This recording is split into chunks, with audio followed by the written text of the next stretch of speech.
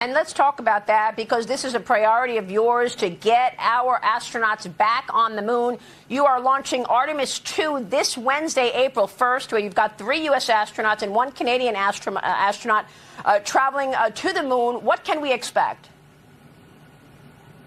Yeah, so it's a fantastic question. And how exciting is it that we finally arrived at this point where American astronauts and a Canadian astronaut are getting ready to embark on this journey to return astronauts to the surface of the moon. President Trump created the Artemis program during his first term.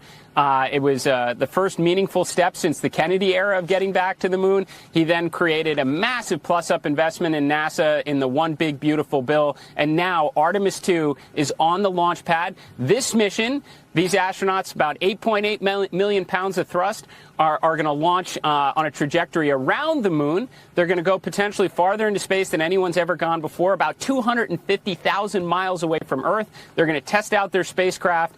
10 days later, they come back to Earth.